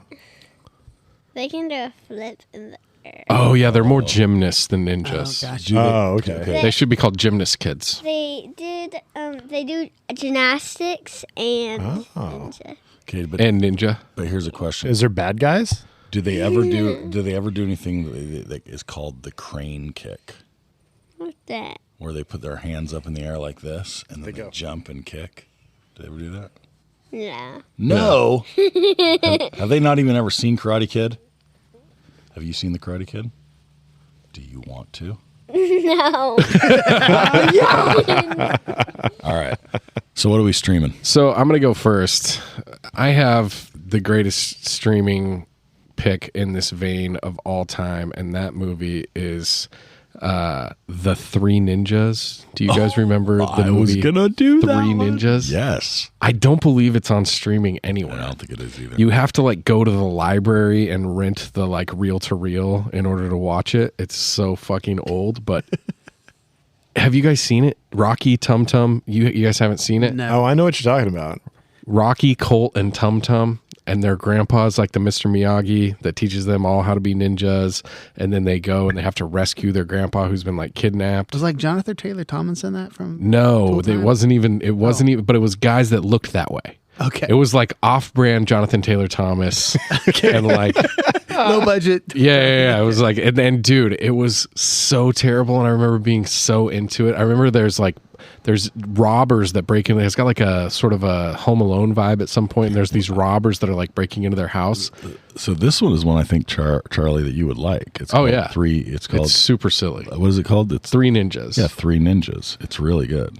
Little kids, ninjas. And these robbers break into the house and they throw CDs at him as like ninja stars, It's amazing. Dude. and it like hurts them. The grandpa is a classic actor that you've seen in a billion movies. Victor Wong, if you know, what's the if you know Big Trouble in Little China. I say Big Trouble in Little China. He's the main Shen. bad guy. Yeah. No, he's not. He's not the bad guy. He's Egg. He's the good guy. Oh, Yeah. he's Kurt Russell's buddy. Yes. Yeah. There you go. Not- yeah. But I like. So, anyways, I like I that. used to love that movie when I was a kid. Go check it out. I guarantee you, we thought Karate Kid, is struggling to hold up. This one is not going to hold up. So go check it out. Oh, Brad? So before I get to my stream recommendation, I just want to say the writer of this movie, Robert Mark Kamen, this guy surprisingly enough, I was like, okay, this movie didn't take much to write. He did Karate Kid 1, 2, 3, and also did the next Karate Kid. He was the screenwriter for Lethal Weapon 3. He was the screenwriter for The Fifth Element, The Transporter, Transporter 2, Taken, Transporter 3, did the story for the Karate Kid 2010 version. So he's done a lot of stuff. I was kind of surprised that he did Taken. I like Fifth Element. Fifth Element take. So he wasn't just like, hey, I wrote this like cheesy underdog movie. He did a lot more stuff after that. So kind of impressive. Anyway, my streaming recommendation, if you've got a guy who's, trying to get with this new girl and he's got problems with the ex or maybe the exes, and he's got to do some fighting to go ahead. I'm going to go ahead and recommend once again Scott Pilgrim versus the World, and it is on the cock. So if you've got the cock, all right, you can check it out. Hank, can you go ahead and tally that and see if that means that Brad's recommended Scott Pilgrim the most times? I'm pretty sure the other ones that came to my mind I'd also like recommended before. So I was like, you know what? I haven't recommended in a while. You'll be glad to know that I have a brand new one. I love Scott Pilgrim vs. the World, and it's kind of adjacent to Karate Kid. So there you go. So my parents were relatively strict about, ratings and such when I was a kid. But for some reason, the loophole was that if I was sick, I was allowed to go down 2 doors to the house that actually my parents now live in. They years later bought it from this dentist who owned it. But he had this room full of VHSs. I mean, it was a literal closet full of VHSs. And I got to go in there and like pick them to borrow. Nate would wax his cars, and then he would get to go pick a DVD in this little secret room that he had. In his it was nothing weird about it all. And so I think I kind of like snuck under the radar there, where I could watch like action movies. Oh yeah, even if they're R-rated, because it was like, well, whatever. And so the one that I remember a lot of Seagal stuff, but the one that I remember the best of the bunch was Bloodsport. I can't believe you just took that from me. That's amazing. Oh wow. Van Damme's Bloodsport is just it's like the hardcore Karate Kid. Oh yeah, no, yeah. It's exactly what it is. If you like kumites and you love bad acting, then that movie is for you. Tournaments, kicking each other in the face. Really into Bloodsport. Yeah, he's a big Bloodsport. Schnitz. Chong Li. But dude, I mean, Chong Li is he's a lot more intimidating than Johnny Lawrence. What about his like burly friend that gets almost American murdered? Dude. He's the guy. Isn't he from Revenge of the Nerds? Yeah, Isn't he Booger? No, not Booger. No. Ogre. Ogre from Revenge of the Nerds. Yeah. Oh my gosh! You wouldn't know. You haven't seen that, Zach. It's so good though. Like there's like all the different tropes of the people that he fights. Like there's like the African guy that like jumps around and does all the crazy acrobatics. There's like the big fat sumo guy. Yeah, sumo guy. It was like the first UFC the very first UFC they had guys from all different disciplines. Well, Hoist Gracie wrestles a dude that's like 100 pounds heavier. They had the sumo guy. He got his face kicked, if I remember right, and really UFC. That was the sumo guy got teeth broken and stuff. Right. And there was the boxer that had one boxing glove. Right. Yeah, there was a lot of strange things. It was like Mike Tyson Punch Out, but for real, basically. Exactly. Anyway, Bloodsport is on Max. Great pick. Oh man. All right, so I guess I am glad to have a backup. I mean, the easy, like, if you like this movie, check out Cobra Kai on Netflix. It's just so nostalgic. It's very cheesy, quick, easy watches. I think they're half-hour episodes, and I haven't watched all of it yet because again, I want to watch the third movie because some of the characters I'm not understanding why they're important now. But the first few seasons were actually really dang entertaining, and if you like this movie, you're gonna like Cobra Kai. It's one of my I will say this. One, I haven't seen Cobra Kai, but I plan to now that I watched Karate Kid again. Okay, but I love the idea of giving like what happened to them now, like type of shows. Like that's a very cool idea. I didn't watch Fuller House, but I was like, I mean, Nate, you probably did, right? Yeah, I caught a couple. I watched it. Yeah. The whole first season. How'd that work out for you? Not enough Candace Cameron Bure. Really? Because the little sister was the one had my Jodie Sweetin? Really? Yeah. Nah, not me. Yeah. So I was a Kimmy Gibbler guy, so You were. I forgot that. Of course you were a Kimmy Gibbler guy. He was, and you know what? That translated. Into some it makes sense. that translated into some real life typologies. Yeah, yeah, you no. know. William Zabka is Johnny Lawrence from this, And he's really good He's in it. so good. In Cobra I should Kai. probably watch it. I dropped in accidentally on one scene, and I thought that I had stumbled onto the Power Rangers. So that's my yeah. whole thing. You It's- took And it my was whole so terrible, dude. It's not great at it. It's just like this. It's cheesy, but it's fucking fun and nostalgic as hell. So it's good and terrible, Right. and it like melds the two pretty well. And Elizabeth Shue's in it for a bit, yeah. She does come in the later seasons, but it's funny because like Johnny's still in love with her. You know what I mean? Like Yeah. he's still like figuring out a way to talk to her, and he finds out she's like back in town, and like tries to reach out to her, and like you know what I mean? And like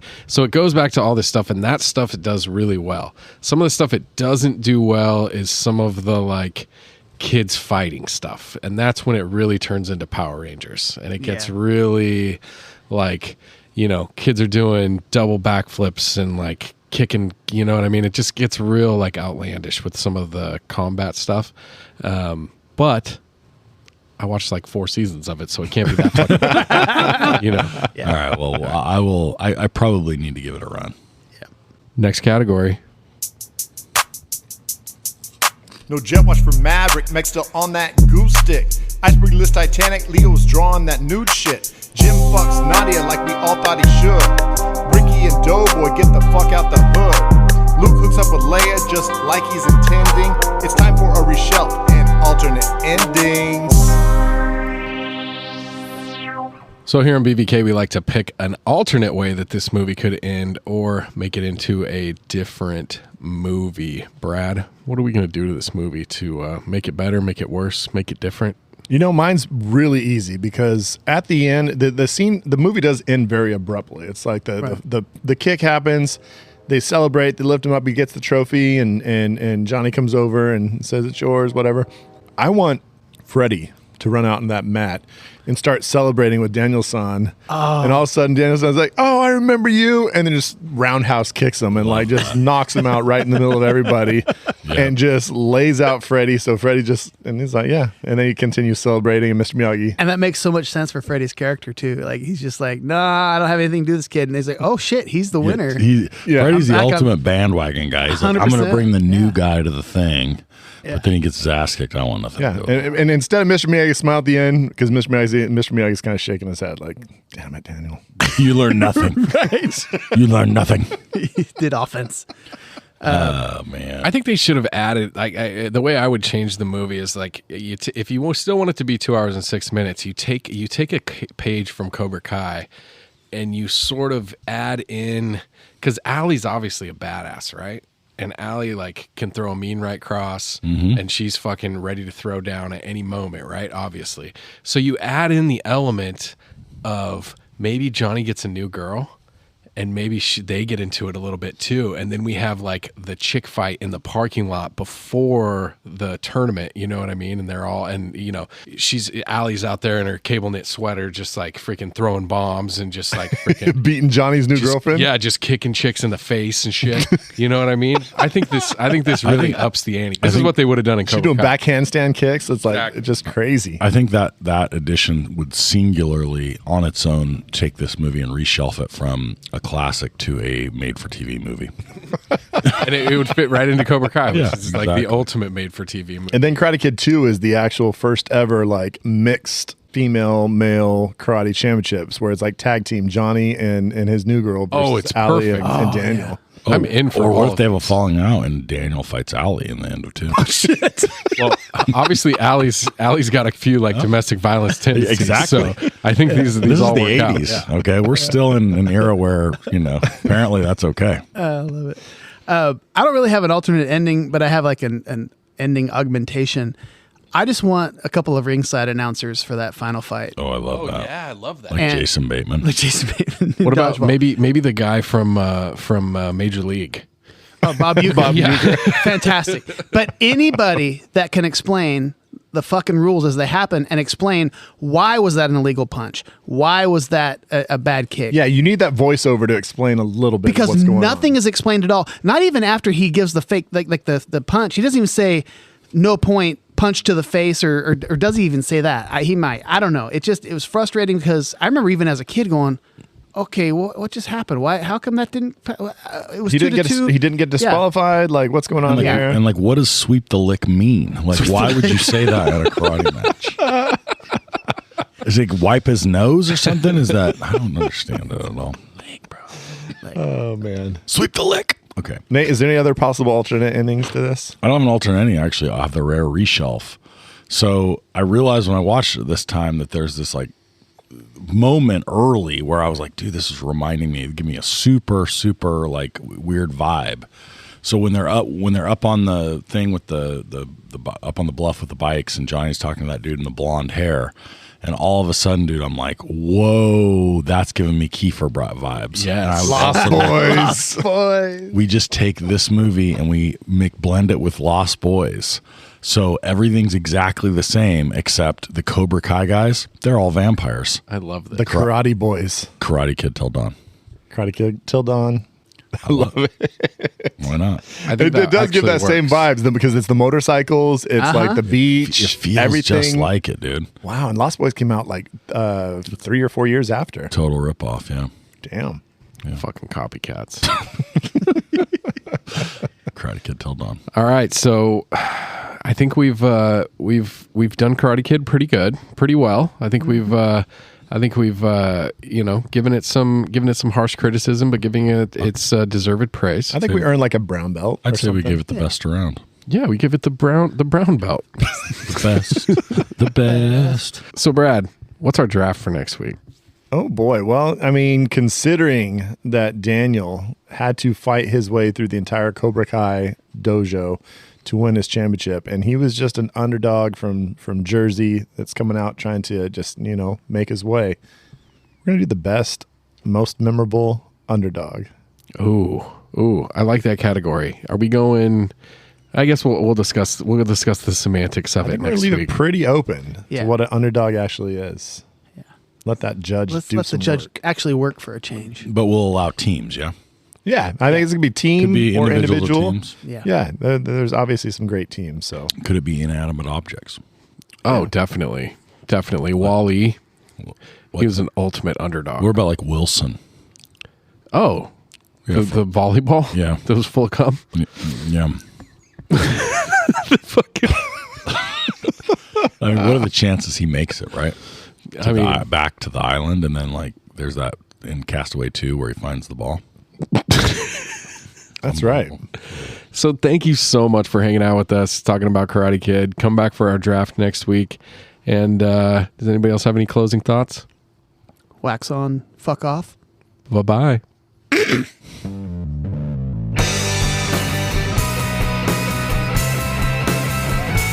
I wanna be at Beverly's, bringing me home with my movies. Just a blind by, no reason why. I love this scene. It's got Zach and Brad, your favorite podcast. The star.